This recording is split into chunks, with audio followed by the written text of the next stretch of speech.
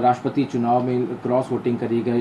ओम प्रकाश राजभर ने तो डंके की चोट पे कहा कि हमें बुलाया नहीं गया, कि जिसके चलते हमने क्रॉस वोटिंग करी। और उसके बाद फिर उन्होंने तमाम तरह के बयानात दिए, और जब उनसे पूछा गया कि गठबंधन के बारे में, तो वो गठबंधन से भी खुश नज़र नहीं आ रहे हैं। वो किसी तरह चाह रहे हैं कि गठबंधन से निजात मिले उनको। और लेकिन जब गठबंधन टूटने और नए गठबंधन की बात की जाती है तो वो बीएसपी का जिक्र करते हैं कि बीएसपी के साथ चले जाएं। हालांकि उन्होंने एनडीए के कैंडिडेट को समर्थन किया था। अब जो बीएसपी के कैंडिडेट की बात कर रहे हैं, कल उसी पे आकाश आनंद का बयान आया। किस तरह से आप इस पूरे बयान को और ये बयानबाजी जो चल रही है इसको देखते हैं?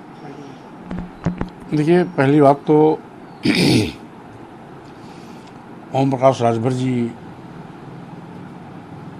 जिस तरीके से रोज रोज नया बयान देते हैं, रोज राजनीतिक अपना फैसला सुनाते हैं, उन्होंने अपने को स्वयं मजाक का विषय बना दिया है। पहले तो उन्होंने गठबंधन धर्म तोड़ा,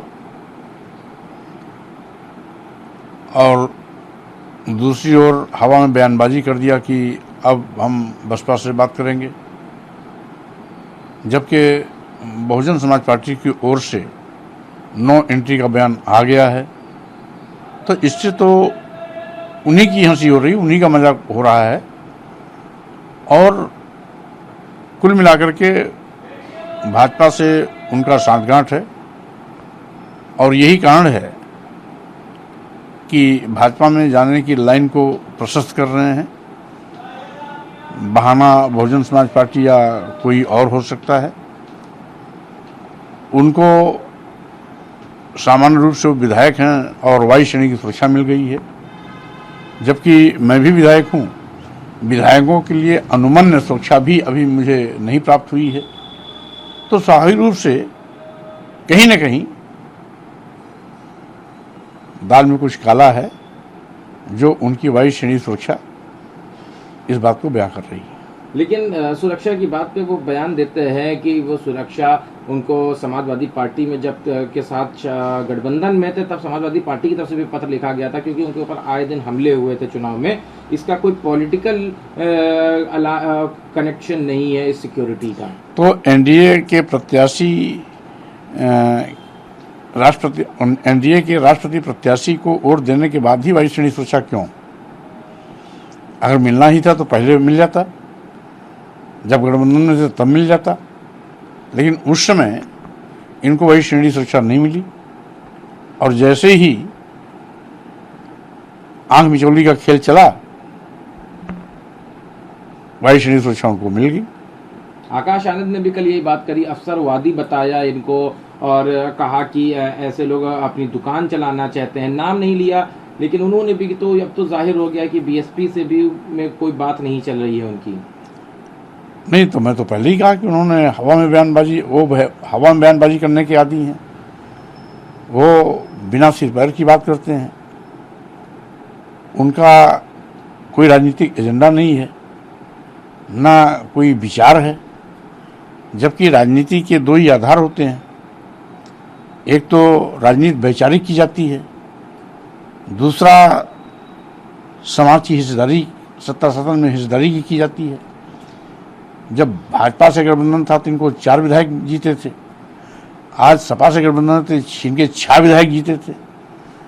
तो हिस्सेदारी भी हमने गठबंधन के माध्यम से इनको ज़्यादा दिया है, 6 विधायक जीते हैं। तो स्वाभाविक रूप से ना ये वैचारिक राजनीति कर रहे हैं और ना हिस्सेदारी की राजनीति कर रहे हैं। बात अगर हिस्सेदारी की है तो हिस्सेदारी हमने इनको ज़्यादा दिया, और रही बात गठबंधन की, तो गठबंधन धर्म इन्होंने तोड़ा, राष्ट्रीय अध्यक्ष अखिलेश जी ने नहीं। शिवपाल सिंह यादव जी की भी नाराजगी है, उनको लेके भी पत्र जारी हो गया कि उनको जहां सम्मान मिले वो वहां जा सकते हैं। उन्होंने भी तमाम बातें कही थी। उन्होंने भी एनडीए कैंडिडेट का समर्थन किया था राष्ट्रपति चुनाव में। कहा था कि यशवंत सिन्हा जी ने नेताजी की के बारे में गलत कहा था, जिसके चलते उन्होंने समर्थन किया था, और उसके बाद उनके लिए भी एक पत्र जारी हुआ है। अब देखिए, चूंकि मामला राष्ट्रीय अध्यक्ष ने पत्र जारी करके स्पष्ट ही कर दिया है, तो अब करने के लिए कुछ बचा नहीं।